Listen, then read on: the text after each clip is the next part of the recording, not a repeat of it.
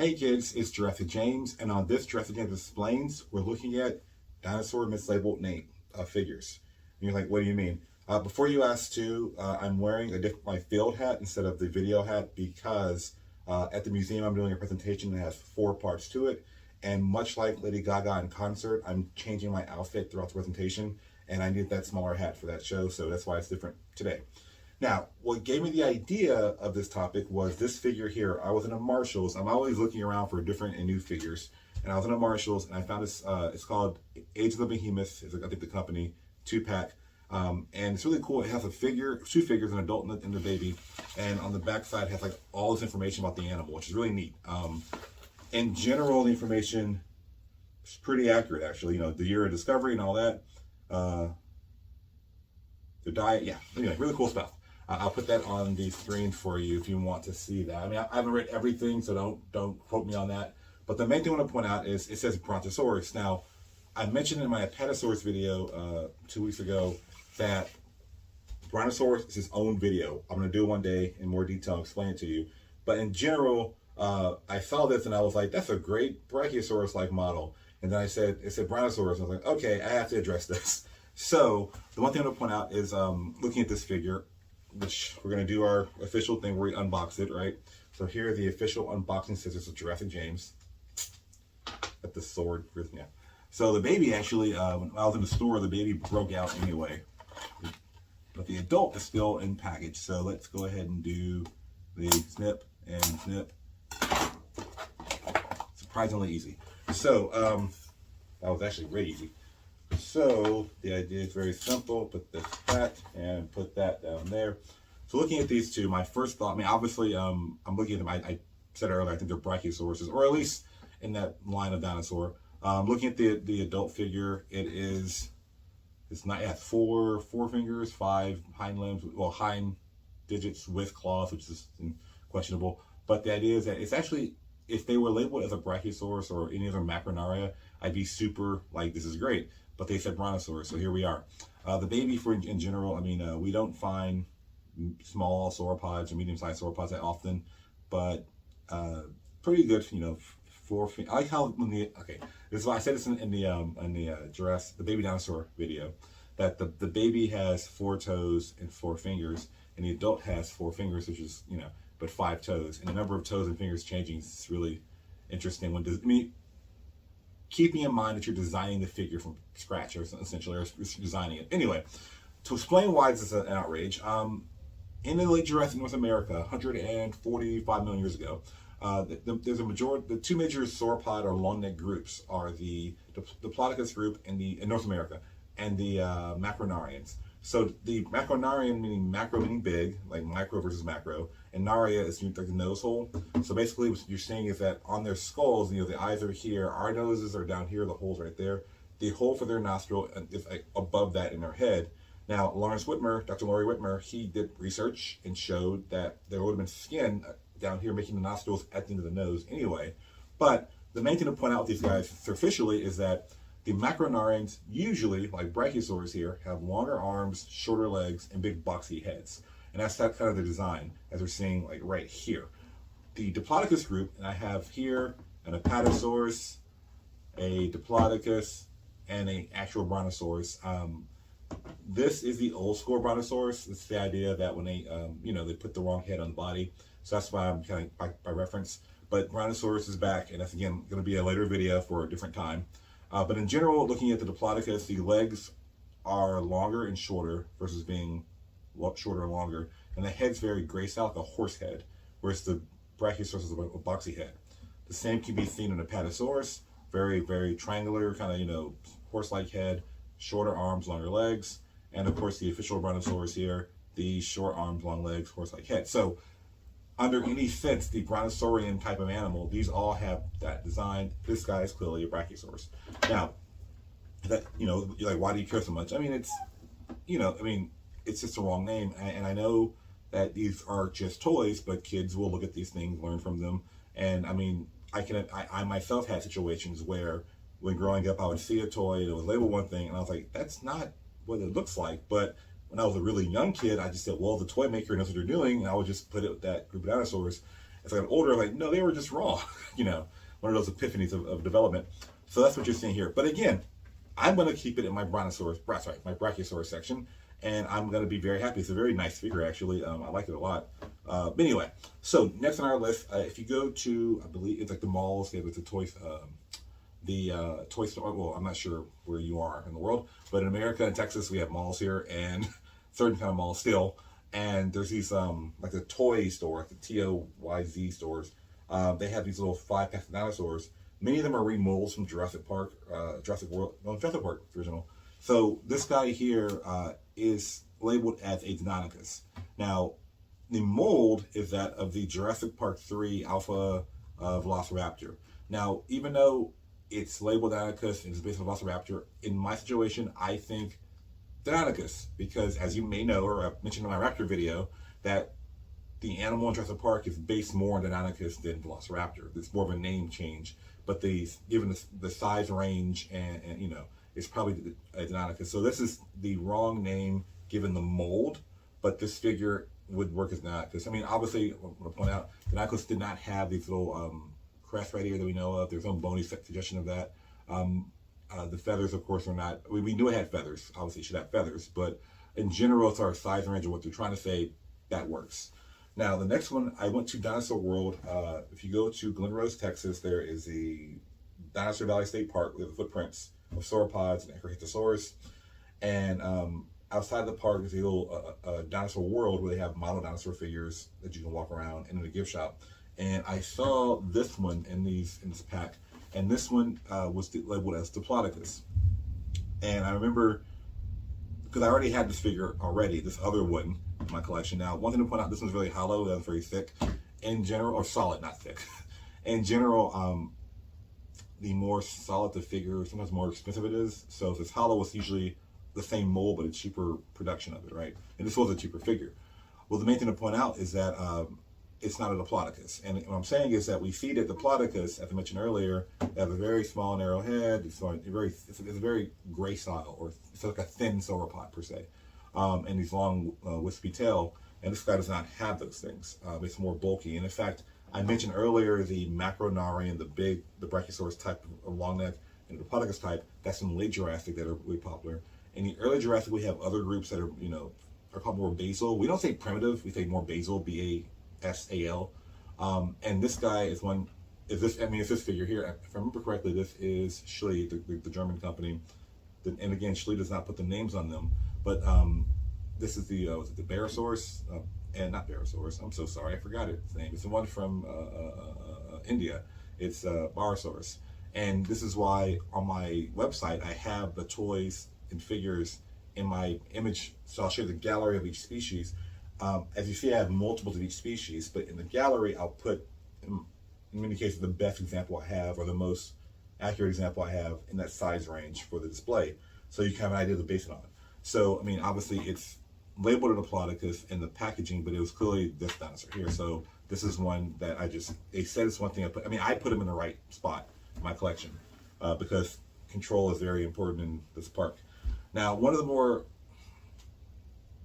interesting designs, this guy here. So I think it's like Dollar General. This is from years ago, Dollar General's, those kind of stores. This is an Ankylosaurus of some type. Most notable in the armor is aligned a certain way. I will let you know that Ankylosaur armor is very difficult to place. And the idea is, yes, there's that one in Canada where it's like the front of the animal's a mummy, and it's like literally fossilized like this. I actually have to figure that up there. But the idea is that in general, Ankylosaurs, when they die, you know, there's a dissociation. Like they die, the armor moves around because this armor here are called scutes, or actually the proper term are osteoderm, so like bone in the skin. But scutes, what we use in, like, we call them in alligators and crocodiles. But the idea is that they're in the skin and they're covered in like probably keratin, like our fingernails, kind of sharp material, hard material. And when they die, they make it kind of shifted around, basically. So the way we don't see the taphonomy showing how it, you know, fossilized and everything, kind of moves it around, so you're not really sure the armor's aligned. One of the famous Ankylosaur designs actually is not Ankylosaurus, but actually this guy here, Euplocephalus. And I intend and look forward to doing a video on Euplocephalus because it means Euplo means well armored, cephalus head. They have these huge armor on their skull. But one of the things from point out that this big kind of like all this big armor here, and this is a predecessor to Ankylosaurus. So if Ankylosaurus lived in the Maastrichtian, the very late Cretaceous, North America, about 66 million years ago. The Uplocephalus lived in the epoch before that, the Campanian, about 75 million years ago. So it's like a little predecessor in that sense. But one of the more interesting features is that there's these two large spines right here on the back, and there's two small ones and two here. And over the tail, they get bigger. It's like the inverse. They're bigger and smaller. Here, they're smaller than bigger, like that. And then the head has two horns here in the back and two on the side. This one is clearly Uplocephalus. It's, I think, my star candidate for that animal. On my website, it shows this guy here. But this one is also labeled Uplocephalus. And it does have the cheek armor, and there is head armor, but your Uplocephalus armor, it doesn't go like this. It bulges out like that. Profile, sorry. It doesn't lay down like this guy. It bulges out like that guy. So that's one thing to point out. And there are no horns behind the eyes. There's no large shoe armor here, and it's only one armor here. So, in any other sense, I mean, I don't study, out of dinosaurs, I study Ankylosaurus at least, actually. They're cool animals, but it's just that there's quote, so few of them. There's a lot of Ankylosaurus genre out there, but as far as their armor alignment and their study, I haven't seen a lot of papers just like focusing on Ankylosaurus. So, I would classify it as something else in my collection. I don't know which species, though. But it does say Uplocephalus, which is incorrect because it doesn't look like this guy. I mean, yeah, superficially it does, but if you compare all the other Ankylosaur designs, this guy is not this guy. Now, next one is one of my, I think I would say this next one is the most egregious of today. So this figure, again, I believe it's another dollar store figure from like early 2000s, and it's looking at it.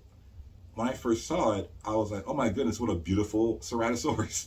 And I've already done 2 videos on Ceratosaurus. So, in fact, I did the first one, and I was like, great, here it is. I bought another couple more figures, and then the second video, not forgetting I did the first one. So that's why they're 1 and 2. Anyway, but on the tail, it says Oviraptor. Now, give you perspective. Now, a proper Ceratosaurus has, as its name implies, horned lizard, has this little crest on its nose and these 2 over his eyes. It's the first dinosaur found any kind of horn-like structure, and that's how the name stuck. They have 4 digits in their hand. They're bipedal. I mean, this is a good example of the animal, basically.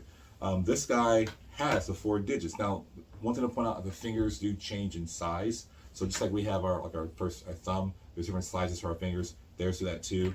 This guy has all the same size fingers. So that's not perfect, but they have all 4, so that's worth noting. It doesn't have the defined crest over the eye, but the one on the nose is the diagnostic feature for this animal for most people. When you see a large or medium-sized theropod with a horn on its nose, it's usually Ceratosaurus or something like it, or similar to it in a sense.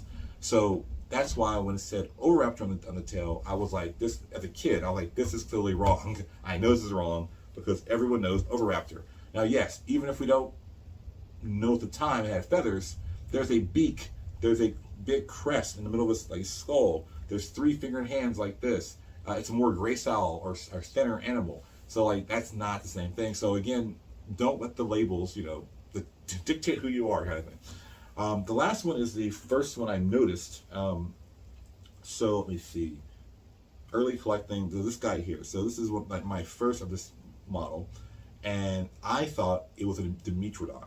And you're saying, what do you mean, James? Well, my very first video was on Dimetrodon because I did with the Whiteside Museum and with the Museum of Natural Science. And I've dug up Dimetrodons. I've worked on them, cleaned their bones.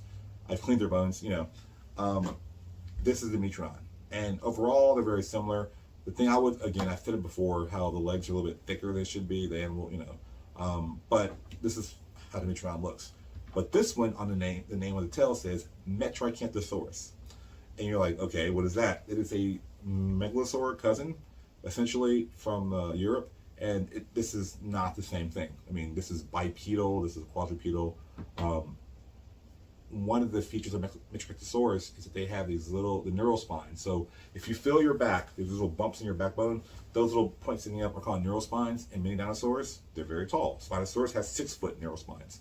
Well, this guy had these little neural spines here and there. So I don't understand. I mean, I'm not being crucial, judgmental, but how did this happen? How did someone, first of all, this is a very obscure dinosaur name. It's not like Spinosaurus or even Suchomimus that are, more well known. Metricanthosaurus is not very well known, and for them to pull that name out of the ether and put it on this animal was like, okay, that's weird. But then there's a sense of self-correcting.